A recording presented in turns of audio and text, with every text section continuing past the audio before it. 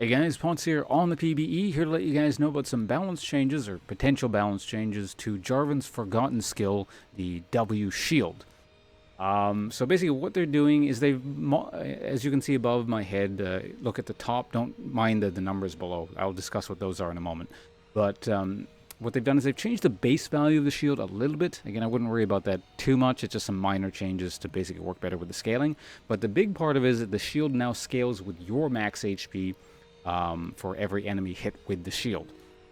Now, as you can see, again, the numbers used to be 20, 40, 60, 80 to 100 per champion hit. So if you hit all 5 enemy champions, like their entire team, which is not going to happen all the time, but if you did, you would get a maximum shield, at least for the scaling part, of 500 HP. Now what's happening is based on your level in the skill, it'll scale up to 2, 2.5, 3, 3.5, 4% of your max HP per champion hit. So basically what this translates into is that if you, for example, have 6,000 HP, so that's like this, look at this here, this is like the full beef stick. I'm going to be useless other than just be super tanky sort of build, and occasionally, you know, knock people up and stuff like that. With roughly 6,000 HP, or rather, if you do the math with exactly 6,000 HP, you're sitting at 1,365 HP shields, with not factoring, you know, stuff that buffs shields. So pretty strong, especially with CDR. Again, this is like a super gimmicky pure HP build that, you know, I wouldn't recommend.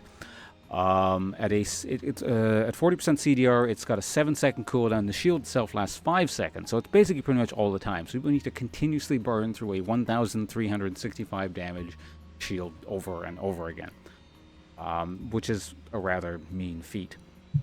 Or they could just ignore you. So again, this is not really a build I recommend exactly here, but you know, if you don't want to die and get ignored, this is probably your best bet. Now, in terms of how this compares to the old system, if you are if you're like a pure AD Jarvan that builds no HP whatsoever, like I often do, though not always, it's actually a very slight nerf in terms of the shield. It doesn't really matter too much anyway, because if you're pure AD Jarvan, you're looking to blow people up immediately and negate all retaliation. The shield just rarely makes any kind of difference. I actually ignore the W skill up until level 8 most of the time, because it just costs mana that you don't want to be spending. You know, it prevents you from just kind of like poking people out and stuff like that. However, the shield will be roughly the same, or actually exactly the same as the old system, at least at max rank, if you have 2,500 HP. Now, if you're wondering how much HP Jarvan has under the old, or basically how much base HP Jarvan has without kind of any, you know, runes and stuff like that, he will have about 2,100 HP. So you need about 400 HP from items or just kind of any source to have a shield equal to the old shield. After that, it's all buff. So now in terms of alternate builds and whatnot, we shall rest when we are dead. Jarvan's a weird case. Let me show you something. In terms of raw damage output, oh, I already did that, so look at here. If you do the full Jarvan combo, you're doing, you know, anywhere between 1,300 to 1,400 damage immediately against a target with 100 armor. Now, again, Jarvan has a percent damage passive, which is going to inflate the numbers a bit because this thing has 10,000 HP, but, you know, use that as a baseline. That's like the full tank immediate damage on the character. You know, using everything he's got in the tank, pretty much. So if we go ahead and like kind of sell everything, I can show you again the base HP. Yeah, about 2,100. So you can have a slightly weaker shield, but I wouldn't worry too much about it. If you have base HP on Jarvan, you're trying to do something very different than what the shield, you know, makes you think you want to be doing. Now, I've been testing with a number of builds here, but this is I'm actually thinking about, because of this change, switching up my build a bit. This is my old build here. So we're going to do, I mean, obviously it's not exactly this, because, you know, builds change up per game. There really shouldn't be a build that's just like always every single item max out on this. Builds are based on the context of the game. But, you know, kind of if you want to do a super heavy, somewhat utility-full, tiny bit of survivability in sort of interesting ways, I tend to do something like this. And then from here, it gets all the more situational. But, you know, if you want to do, you know, a lethality build, there's stuff like this. And then for last item, I don't know, Death's Dance, or, you know, you can even go Trinity for some CDR, a bunch of stuff like that. This is going to deal, I think, what was this? well, it's about 2,400, 2,500 damage immediately. Oh, because there's an auto reset. That. Oh, never mind. No, that one was actually. Oh, this is the full AD, right? So this one deals roughly 2,800 damage immediately. This is going to pop an AD carry or any squishy immediately, so long as you land the EQ part of the combo, because you can follow it up with the rest. So land the EQ, anyone's going to die that is squishy. It won't kill tanks, but this is the point of this build. It just blows people up from early to late game even. Although late game, this doesn't scale quite as well, which we'll talk about in a minute. As just a general concept. You can get the damage even higher. If you go like an AD carry pure glass cannon build, you can get the damage up into the 3,000s range. Again, just sort of in a blink of an eye, so it's just designed to really blow people up. But at that point, it's a bit excessive, and you become even squishier, and you're essentially a melee range AD carry without any kind of survivability option. So next, what was I going to show? Oh yeah, so I've been experimenting a bit with a bunch of bruisery-ish builds.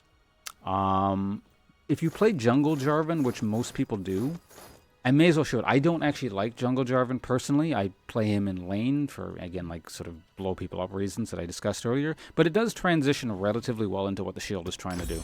You could go pure beefstick, which I don't recommend for carrying purposes. You are way too team reliant. I mean, you're disruptive, but again, if your AD carry doesn't know how to right click, it doesn't matter how disruptive you are. You're going to lose the game. And that's a situation you run into frighteningly often. So let's see. And there's just kind of any sort of situation. Obviously, boots are situational, no matter what you go. So getting it at something bruiserish, something like that, be a bit more kind of helpful to the team. You can obviously get Trinity as well, but Trinity's super expensive for the jungle. So what are we seeing at 20% CDR here?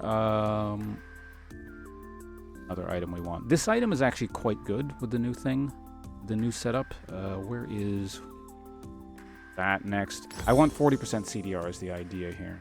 Putting a 30. And then maybe an armor item with 10% CDR. What would that be? Get like option. Well, I guess we can set at 30% CDR.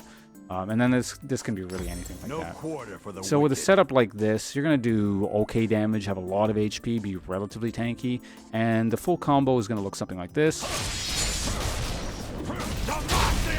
Okay, it's going to get a bit messed up, because sometimes the PVR is a bit weird. So there might have been an extra auto attack in there when it's a bit more clunky than it normally is, but you're dealing somewhere between 2,200 HP immediately. Still really close to being able to blow up a squishy immediately, provided he's got, no kind of heal or shield or anything really going for him.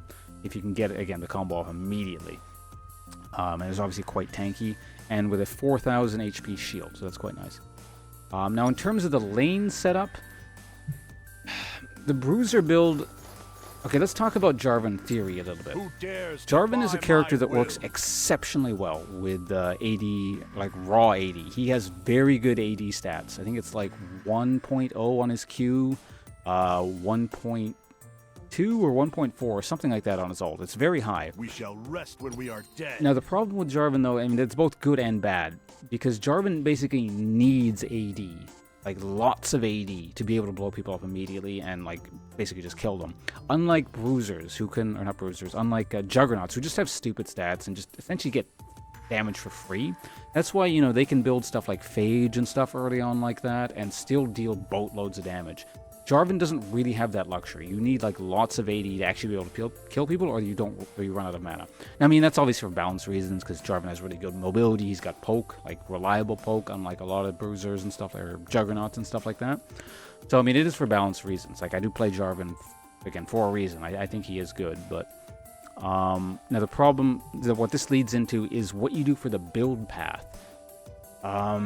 Because early game Jarvan needs, again, a lot of AD. It's really good in the early game and the mid game, and then as you go along, he's not horrible late game if you build lots of damage, but he doesn't... Basically, his mid game is the power spike, and then you kind of like fall off from there. You're not worthless, But if you don't hard carry in the mid game with Jarvan, you're basically not hard carrying in the late game. You can blow like 1, maybe best case scenario 2 people up immediately, and the rest is up to your team. Whereas the mid game, it's a bit more clusterfucky. You can kind of catch people out.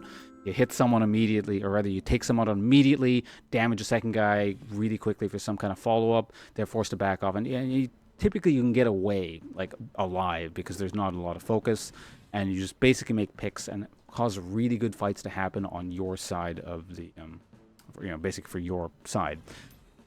So essentially what that requires is, or rather what I was doing, was something like this. And then so I'd build this, and then I would get this item, and we're sitting at 100 AD. This is typically around the time where I'm going to start hard carrying with my damage. I've done a lot. I've beaten the crap out of my lane opponent. I'm starting to roam, catching people out before they can do anything. They die, kind of stuff like that. The problem with the Bruiser build, which does scale into the late game better and kind of allows you to tank and deal more damage over time and still take out squishies with relative ease, is that the break point, at least if you're going with a Tiamat start, is actually the Tiamat. So you'd get Tiamat, and then from there, in the end game, you're probably going to want a Titanic Hydra, right? And if you get the Ravenous, you're sending a bit of a mixed message with your build. You kind of stuck at this sort of half-ass thing that Steel is the old damage build and is kind of the Bruiser, which you can do, but it's not my favorite. So again, here's the breakpoint: this is the AD. Or rather, the difference, the start point is the same for the AD build and the Bruiser build, because this is fine for the early game. You just get this and you're okay. The problem arises in how to follow this up, because the next item is going to be something like Phage, right? Because if you scale, let's move around so we don't get knocked out of the game. Because if you build straight into this has ass for raw AD. This is essentially Titanic Hydra is more. It has more to do, or more in common with kind of like an on-hit build, really, is what it is in terms of an item. It doesn't have very much AD on it, especially since they nerfed it. It used to have 50, now it's all the way down to 35.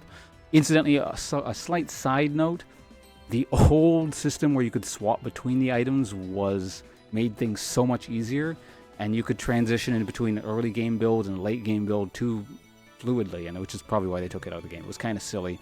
And generally speaking, Titanic Hydra was just a stupid item when they first released it. I was having a discussion with people in chat earlier, and we were talking about how it was introduced at the same time as the Juggernaut patch, I think.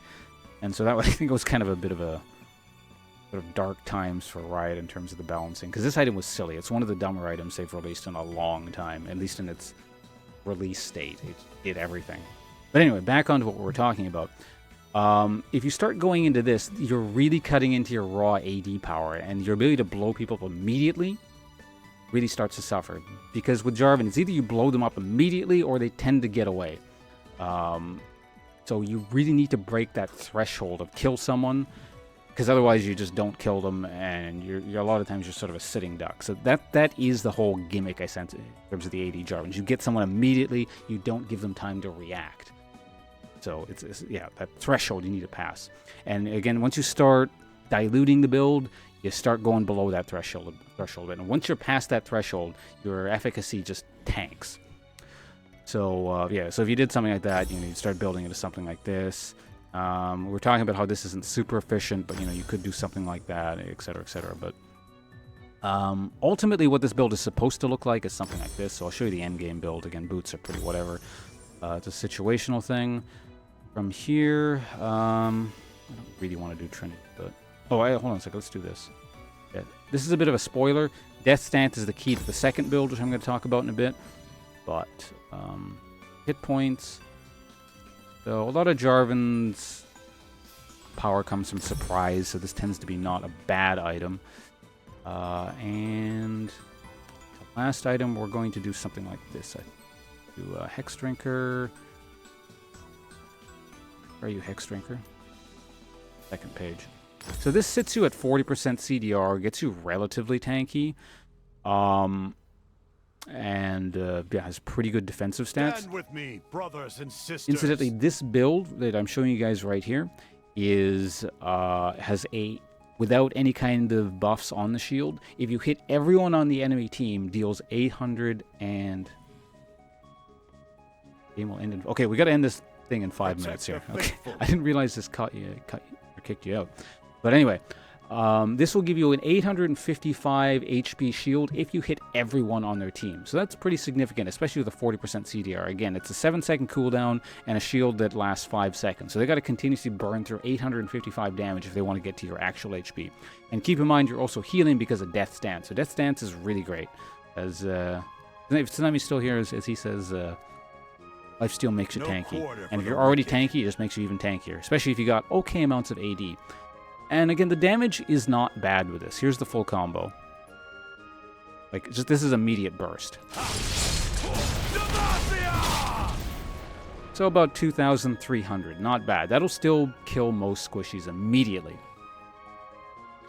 Now, in terms of what I was talking about with the early build, again, the issue with this build is even though it scales probably in the long run better and you're much more useful to your team endgame, the issue was the build path. And then, as a result of discussion in chat, I realized, how could I have forgotten about this item, Death's Dance? You just start Death's Dance early instead, and you're sitting at, and then you get... actually, here's the thing. You actually have several options of what you want to do here. You can get this. The cost is roughly the same as starting Ravenous Hydra and getting Serrated Dirk. You're losing out on lethality, which kind of sucks. And you have like slightly less damage, although not to an extent that really matters. But you're, have easier access to, or rather, you have like spell vamp kind of lifesteal. You got cooldown reduction. And you still have the AoE, and if you really want to, you can instead get, instead of this item, you could in theory just get a Hex Drinker, so there are options like that. So yeah, this is what I'm considering doing in my actual games, like I'm, doing like Serious Time Jarvan. I might want to experiment with getting something like this. And as a secondary item, if I really want to burn, or rather hammer home damage early, maybe I'd get a Malmortius. Or, if I want to, at this point, start transitioning into the Bruiser, get the Black Cleaver, or maybe even a Trinity Force, although Trinity Force is really expensive, especially at this stage in the game. And Trinity Force tends to function the best, you get it really early, so it's not my favorite on Jarvan. And then, maybe we can, at this point, upgrade this finally into the Titanic Hydra, and, what's another? X. This also, of course, we want boots, and and maybe instead of this we'd get like an HP item or something, because how many? Yeah, we're sitting at 40% CDR with these 3 items, and again, CDR is not something I major prioritize with Jarvan, but it is nice, and again, it does help the team out quite a bit. And I think that's kind of, again, one of the issues of the late game Jarvan is if you do full AD, you don't have the CDR to just like jump around and be particularly useful. You're there to again blow people up immediately. But certainly CDR isn't bad. And then the last item, I guess we get something either tanky or damaging. It really doesn't matter, depends on what you want. So yeah, those are my thoughts there. I haven't tested tested this out in a real game, but I really feel getting an early Death's Dance and then transitioning into the Bruiser has a lot of potential. Especially again because by the mid game, the damage is not going to change too much. Like it essentially has all the advantages, or most of the advantages, of the early raw damage and mid hard carry damage thing, and then does scale into the late game better than I would used to, which was, again, the issue that I would sometimes run into Jarvan. Now, of course, this does raise the question, is this a pointless question to be addressing at all? Because, Find me greater foes. if I can't carry a team, like hard carry a team in the mid game, how bad are they? Can I really even do anything late game? Like, what's to say if the team can't be carried in the mid game, what does it matter in the late game, But again, late game can be pretty clusterfucky, so I suppose it's best to give yourself as much of a chance as possible. But anyway, that's, I suppose, enough of this general rambly video. As I mentioned earlier, the stats are above my head, so you can see them for yourself. We'll see if this goes live. I imagine it will. I haven't heard too much about not doing this. So yeah, Jarvan shield, yes, buff in certain contexts, a slight nerf. So yeah, thanks for watching, guys, and see you around.